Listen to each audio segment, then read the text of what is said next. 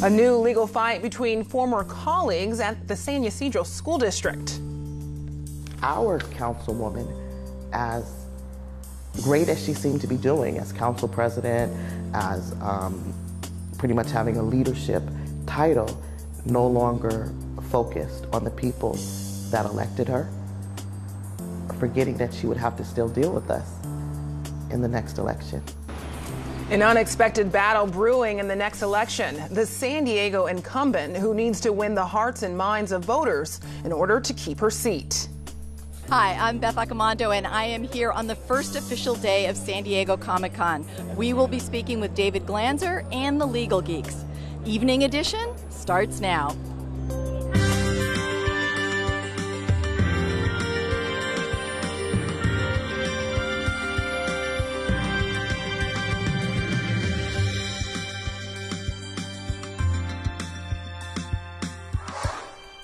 Good evening, and thanks for joining us. I'm Ebony Monet. A former San Ysidro school superintendent facing accusations of financial misdeeds strikes back. He's now suing a district trustee for defamation. iNews Source reporter Megan Wood explains. Ex-Superintendent Julio Fonseca claims in the July 12th lawsuit that district trustee Rodolfo Linares ran a malicious and despicable public campaign against him after he resigned in September.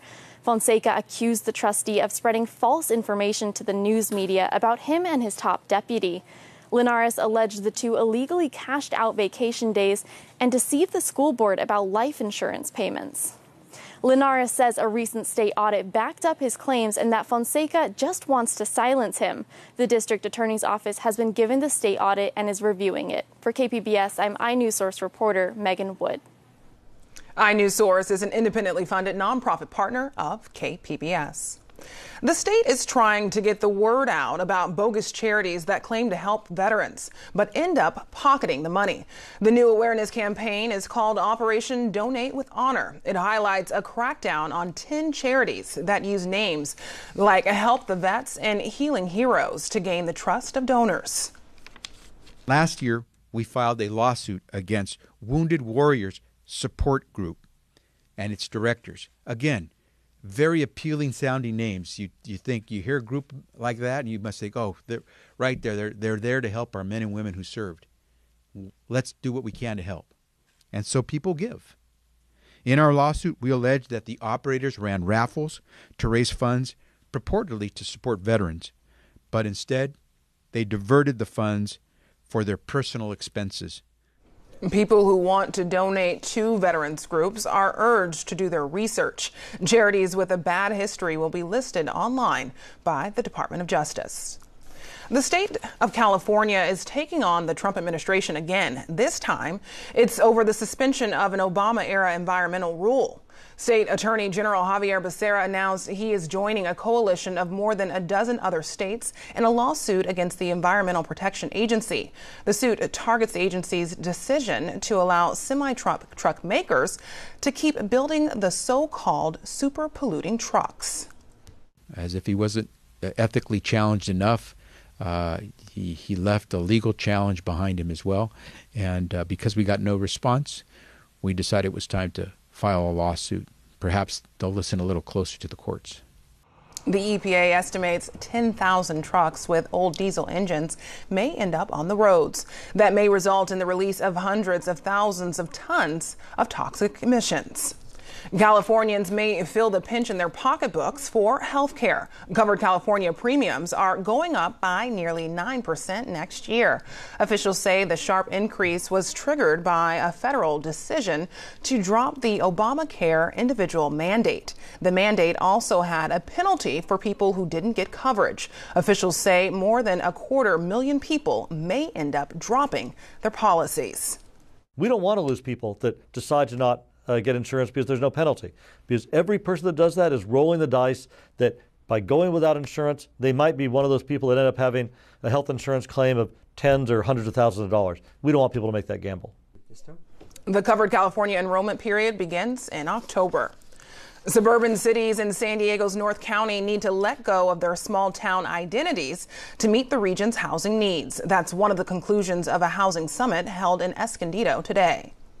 I think that the suburban cities up here in North County still have to make that transition to really looking to new infill developments and really the types of denser housing that we're going to need. That's going to be a shift for how they see themselves and kind of the way in which that they do business with developers. Planners say 81% of the population growth in San Diego over the next 3 decades will be people 65 and older. Many are choosing to age in place rather than sell their large homes to the next generation. One of the biggest surprises in the June election was how few votes San Diego City Council President Myrtle Cole received. KPBS investigative reporter Claire Tragesser looks into why Cole performed so poorly. 2 years ago, City Council President Myrtle Cole made a comment that some say could lead to her political undoing. There's more black-on-black shootings in our nation than ever before. Cole represents District 4, which covers neighborhoods such as Oak Park, Encanto, and Paradise Hills. It has the largest percentage of African Americans in the city, according to census data. Many in her district say they heard Cole justifying police shootings of black people. There's a newer blood kind of coming of age, shall I say, in District 4, Southeast San Diego, and are wanting a representative with more of like a radical stance that speaks to the issues that affect them as well. Aaron Harvey is a community organizer in Southeast San Diego. He says Cole's comments were the beginning of a surge of activism among the younger generation. Activism that in part focused on unseating Cole. So there's always been some type of dissatisfaction towards Ms. Cole. But I think it was just like, she's just there. Before the comments, they figured they'd wait and support a more progressive candidate at the end of Cole's term. But the fact that she made those comments, and it's like, what that told me was, you just gave law enforcement a green light to kill me. Because a lot of these stops or casual encounters oftentimes result in the death of a black male. And you blamed it on the black people on why they're being racially profiled and things like that. I think that started a kind of okay, now you have to go. And now we're going to be more vocal about why you have to go. In the June primary, Cole came in just 6 votes behind challenger Monica Montgomery. If she loses the November general election, it will be the first time an incumbent San Diego council member has lost re-election since 1991. Cole's campaign didn't respond to multiple interview requests from KPBS. She did apologize in the weeks after she made the comments and said she planned to push for substantial changes in police practices. But Harvey says those changes haven't come. After a study showed there was some racial bias in the San Diego Police Department. She created recreated an admissions board, or advisory board, but that's all it is, just an advisory board. And I don't think that advisory board has done anything. Layla Aziz helps run the nonprofit Pillars of the Community. She says on top of young people like Harvey, Cole also may have to win back people who once supported her. I went and spoke with my neighbor, older gentleman, former military, and part of the old guard, right? Probably voted for Cole the first time. And I asked him, who are you voting for? And he said, anyone besides Cole. And I said, why? And he spoke of the streets. He spoke of never seeing her in the community. KPBS requested Cole's calendar for the last year, along with calendars for all the other council members. We then checked to see who went to the most weekend events in their district, which ranged from dropping by a business opening to attending a cleanup day. Councilman Chris Ward went to the most, averaging about 8 a month, sometimes with 3 or 4 events on the same day. Other council members went to between 3 and 4 events a month. Cole was near the bottom of the list, with 1 event a month. Only Councilman Scott Sherman attended fewer events, but in the month after the June election, Cole went to 4 weekend events in her district. Aziz says she feels Cole's focus has been on outside interests like unions or downtown, instead of dealing with district problems like fixing streets, adding sidewalks, and cleaning up graffiti. Our councilwoman, as great as she seemed to be doing as council president, as pretty much having a leadership title no longer focused on the people that elected her, forgetting that she would have to still deal with us in the next election.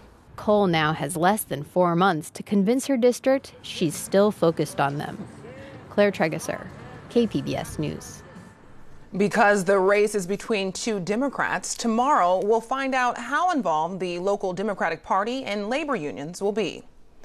It's going to be easier to have your voice heard in California. Governor Jerry Brown has signed a bill requiring counties to foot the bill for mail-in ballots. The proposal was drafted by San Diego State Assemblywoman Lorena Gonzalez Fletcher.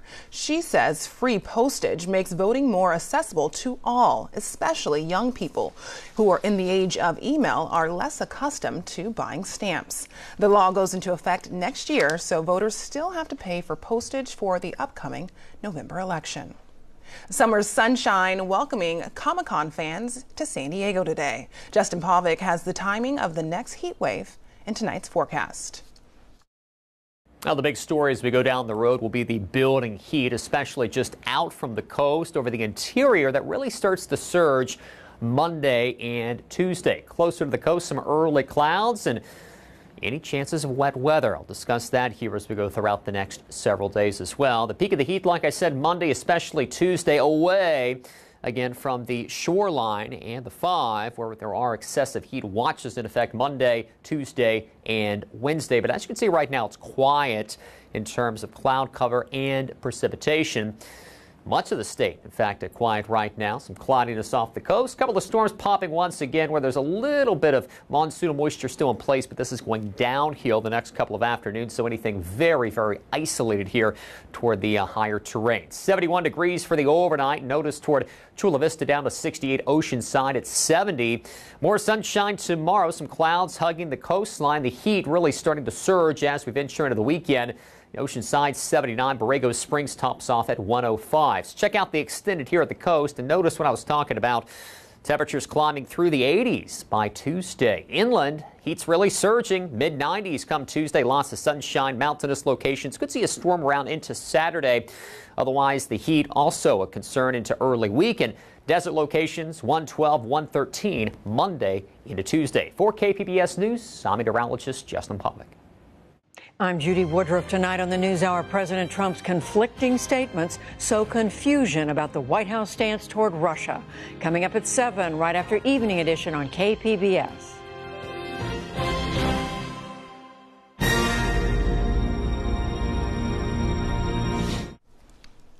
Grab your badges and pack your patience. Comic-Con International has taken over downtown San Diego. More than 130,000 people are expected to attend this world-famous gathering of geeks and fans. It typically generates more than $143 million in economic activity. KPBS arts reporter Beth Accomando is there, and she has the perfect outfit for the occasion. Yes, I am wearing Death Star earrings because we are here at the Sales Pavilion and this is Comic-Con. I am here with David Glanzer, who is the Chief Strategy and Communications Officer. So tell me, there is a lot going on outside the convention with these activations. What are these all about? Well, we ran out of space inside the convention center a few years ago, and luckily we work with local hotels, the city, even the port, to utilize public space and park space. And what we then do is try to expand a bit.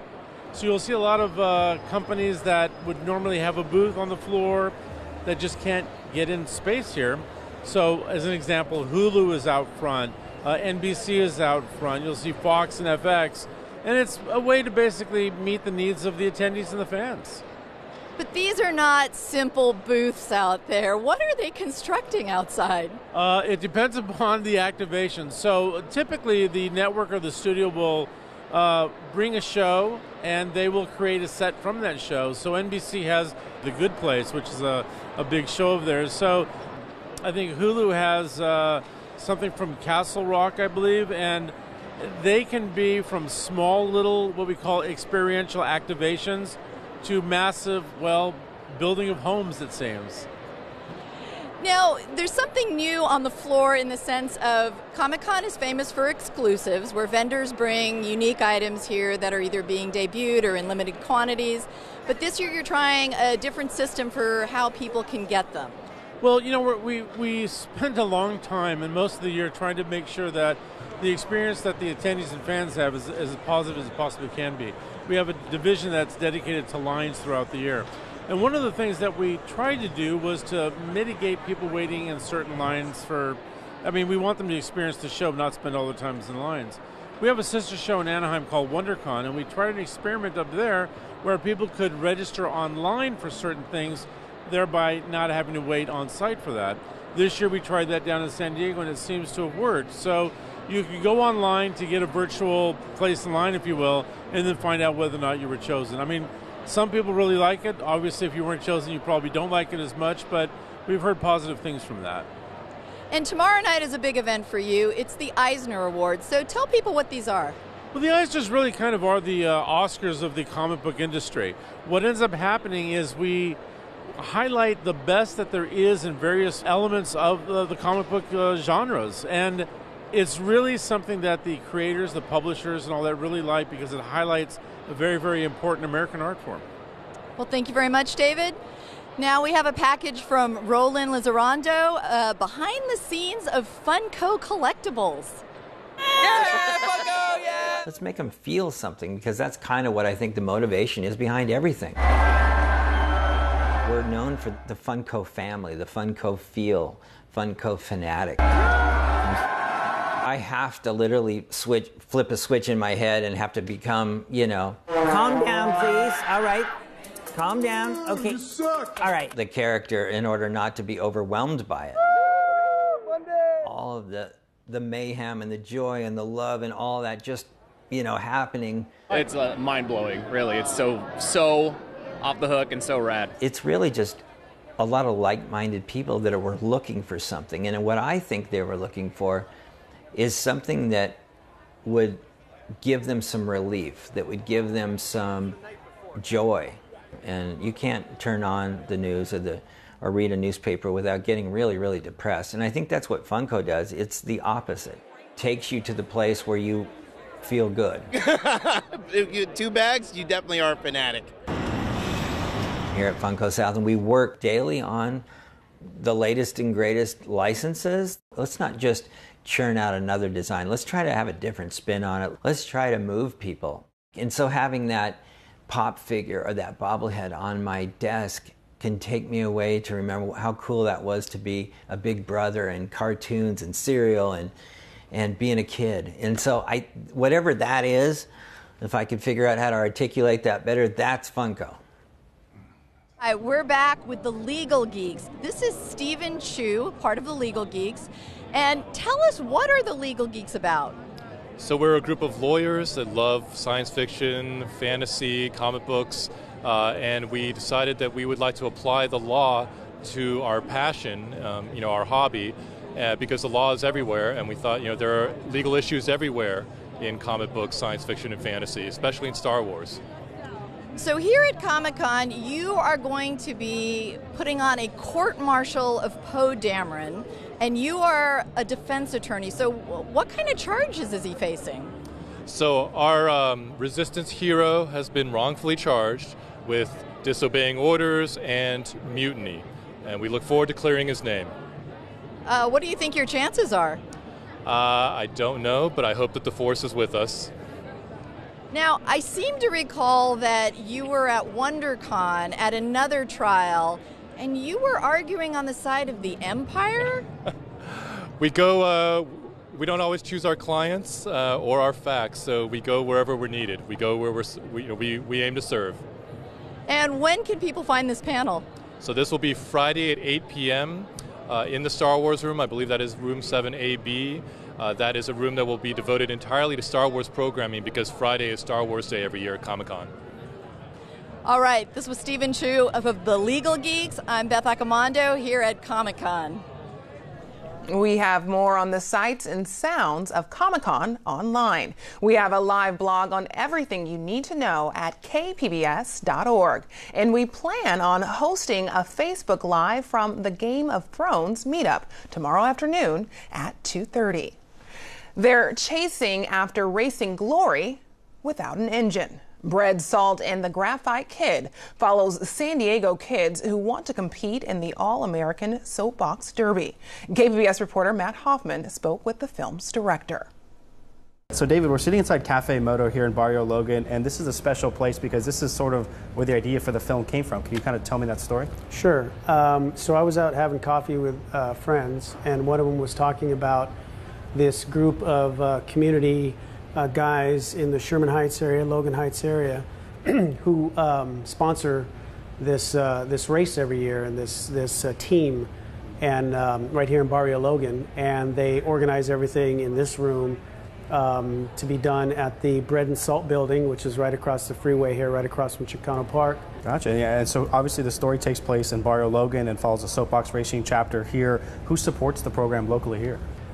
So for 20 years, there's been a group of, as I said before, these gentlemen who have dedicated their lives really to helping the kids in the area participate in the sport. Around the country, the sport is largely attended by families and kids who could afford the cars. The cars themselves could cost up to $1,000 to maintain and to buy and for the wheels and everything involved with racing. Where kids, presumably in the area, just wouldn't have that extra cash, or their families wouldn't. San Diego is one of the only teams that supports an inner city team to get to the World Championships.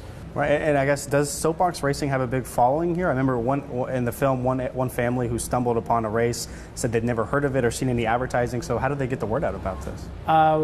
So getting the word out is really tough for these gentlemen. So these gentlemen are old school, right? And you learn that in the film. They're used to doing things old school wise. Why'd you break? Wait.